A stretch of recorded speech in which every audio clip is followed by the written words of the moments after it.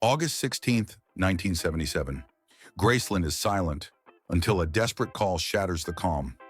Elvis Presley is found collapsed in his private upstairs sanctuary, but what happened after that moment is where the real mystery begins. Within minutes, whispers turned to panic. Trash bags appeared, and trusted insiders rushed to erase something. Fast. No explanations, no questions, just silence. And the clues they tried to bury? They could rewrite everything we thought we knew about the king. What were they hiding, and why? Keep watching, because this story only gets darker. Nancy Rooks had worked inside Graceland for years, but nothing could have prepared her for the chilling stillness of that August afternoon. The air felt heavy, thick with heat and an unspoken tension that seemed to creep through the walls. As Elvis's longtime cook, Nancy knew her place. Never stepped foot into certain spaces, especially not upstairs. That area was Elvis's inner sanctum, his private world. It was sacred ground. No one, staff, guests, or even some family, was allowed past that invisible line. So when the phone rang and Ginger's breathless voice trembled through the receiver, Nancy knew something was terribly wrong. She didn't wait. There was no time to think, only react. The panic in Ginger's voice was enough to shake her to the core. Nancy dropped everything and bolted up the stairs, a place she'd been silently trained to avoid at all costs. Each step echoed like a drumbeat in her chest, the polished rails and plush carpeting feeling suddenly unfamiliar and ominous. The house, once warm and filled with music, now pulsed with dread. When she reached the door to the bathroom, nothing in her years of loyal service could have prepared her for what she saw. There, sprawled on the floor, was Elvis, unmoving. The man who once electrified crowds with a single glance now lay still, in the one place no one else was ever meant to see him vulnerable. Nancy froze for a moment, the surreal weight of the moment pressing down like a storm. Her instincts took over and she ran, shouting for help as her footsteps thundered back down the staircase. The mansion wasn't a home anymore. It had transformed into an emergency zone in the blink of an eye. Others soon joined the chaos. Al Strada rushed in, eyes wide with disbelief. Emergency services were called. The once quiet hallways of Graceland now buzzed with alarm and confusion. The king of rock and roll, the heartbeat of the mansion, was being carried out on a stretcher by struggling hands that tried to maneuver his lifeless body down a staircase not built for this. But as panic unfolded below, something else, something stranger, was just beginning upstairs. Because as Elvis was taken away, someone else was preparing to go back up. And what they did next would raise questions that still haunt Graceland to this day. As the ambulance pulled away from Graceland's gates, the front lawn was already swarming with whispers and worry. But inside the house, something far more unsettling was unfolding. Elvis's Aunt Delta, usually calm and reserved, moved with uncharacteristic urgency. She turned to Nancy Rooks, gripping her arm tightly, eyes locked with a chilling seriousness. "We have to clean it, now," she said, her voice low but firm. There was no explanation, no time to process, just a quiet command loaded with implication. Nancy, still trembling from the shock upstairs, didn't argue. She just nodded. With trash bags clutched tightly in their hands, the two women climbed the stairs together, this time not out of panic, but with a grim purpose. The air in Elvis's private quarters was thick with something unspoken, as if the walls themselves knew this moment was never meant to happen. Nancy's heart pounded as Aunt Delta began pointing. Drawers, countertops, cabinets. The instruction was clear. Remove anything that could raise eyebrows. Pill bottles, syringes, items with labels, things that didn't belong in the public image of a man adored by millions. It wasn't just tidying, it was a purge. There was no discussion of whether it was right or wrong, only the task. Every drawer was emptied, every shelf cleared. Nancy moved like a ghost, mechanical, numb. The trash bags filled quickly with items that weren't just clutter, but potential evidence. What exactly they were trying to hide, Nancy wasn't sure. But the urgency in Aunt Delta's voice made it clear. This wasn't about grief. This was about control. Control over what the outside world might see. Control over how the story would be told. But no matter how careful they were, not everything was erased. And that's where the real questions begin.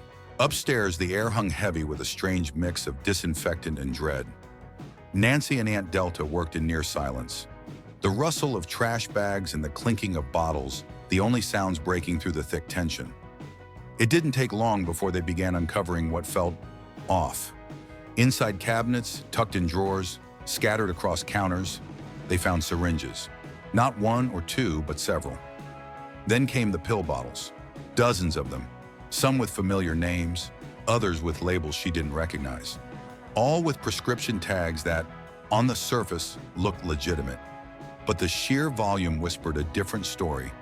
What Nancy didn't say in her book, but what others later confirmed, was that the bathroom floor, where Elvis had fallen, had already been scrubbed by the time investigators arrived. Traces remained, faint dampness on the tile, a faint chemical smell, but the most telling signs had been wiped clean. There had been vomit, that much was certain, but it was gone now, erased along with whatever explanation it might have offered. This wasn't just tidying up after a tragedy. It was erasing it before questions could be asked. Even the linens weren't spared. The sheets on the bed, stripped and replaced, towels, swapped out for clean ones, folded and hung with care, as if nothing had happened at all. Every drawer was pulled open and emptied. Bottles, wrappers, vials, gone. Aunt Delta gave clear instructions. Anything that could reflect poorly, anything that might spark concern, had to disappear. It didn't matter what it was. If it didn't belong in the picture they wanted the world to see, it went into the bags. Once full, those bags were dragged quietly down the stairs and dumped in the Graceland trash bins. Ordinary bins used for leftover food and household waste, now holding something much more controversial. It was a symbolic act as much as a practical one. Discard the danger, bury the evidence, move forward as if the truth had never existed. There was no ceremony, no discussion, just the rapid disappearance of things no one wanted found. But perhaps the most unsettling detail came later, whispered through sources close to the estate. Not everything made it to the trash. Some of the items, what they were exactly remains unclear, were allegedly taken out back and buried beneath one of the trees behind the mansion. Not hidden in a drawer, not tossed in a bag. Buried. Why bury them? Why not destroy them completely? Unless, of course, there was always the chance someone might come looking, and they wanted control over exactly what could be discovered and what couldn't. Despite the urgent cleanup, not everything was swept away. When investigators finally arrived at Graceland, they began their quiet inspection of the upstairs suite, what remained of it. The surfaces had been wiped. The air smelled sharply sterile.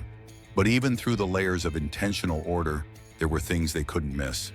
Tucked away, overlooked, or perhaps deliberately left behind, were a few pill bottles, some with labels, others without. A couple of syringes missed in the rush. Not enough to paint the full picture, but just enough to suggest one existed. Something had happened here, something worth hiding. The floor still bore faint signs of what had unfolded hours earlier.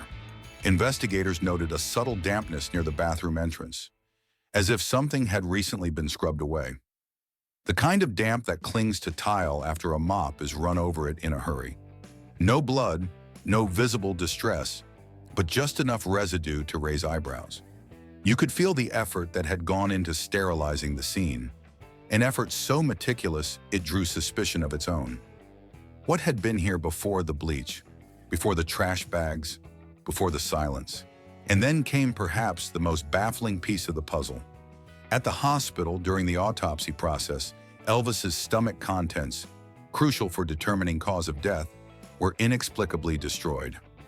That decision, made quickly and without clear explanation, removed one of the most definitive pieces of forensic evidence. Why would something so vital be discarded so carelessly? Was it an accident, a bureaucratic error, or something far more intentional? The investigation, instead of yielding clarity, left a trail of fragmented clues and unanswered questions. The items found, the ones missing, and the details lost forever. It all felt less like a failed autopsy and more like a story rewritten in real time. A carefully curated narrative built not around facts, but around preservation. And the deeper you dig, the more it begins to feel like the puzzle was always meant to have missing pieces. The only question left is, why? Looking back, it's clear this wasn't just a moment of chaos. It was something far more calculated. The flurry of activity, the precise removal of specific items, the whispered orders carried out without hesitation, all of it pointed to more than just shock or grief. It felt like a system kicking into motion, a silent, well-practiced understanding among those closest to Elvis that if the unthinkable ever happened, certain steps would have to be taken.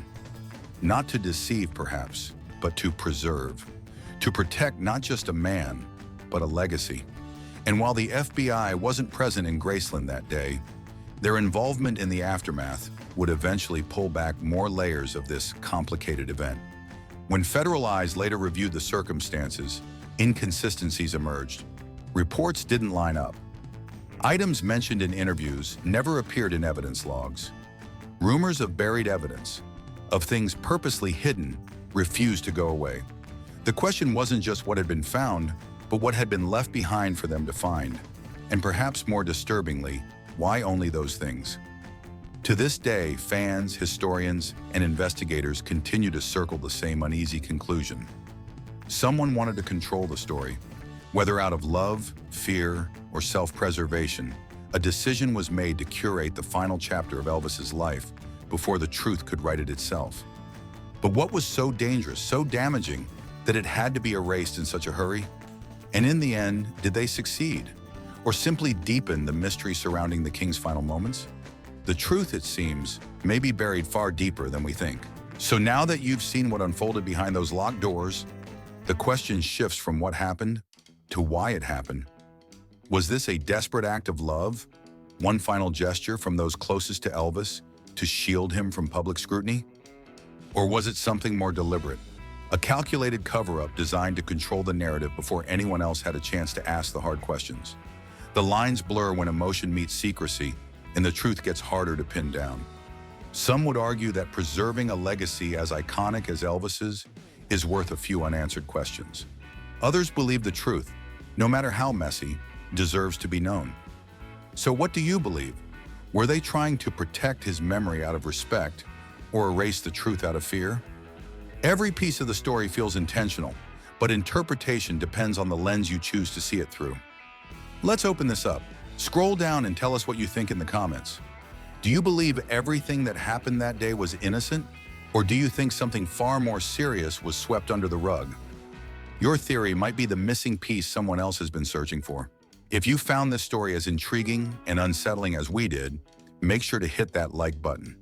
It really helps more people discover these untold moments in history. Don't forget to subscribe so you never miss the next twist in the story. And most importantly, share your thoughts in the comments below. What do you think really happened that day at Graceland? Was it an act of protection or a deliberate cover-up? We want to hear your theories, your questions, and your opinions. Let's dig deeper together.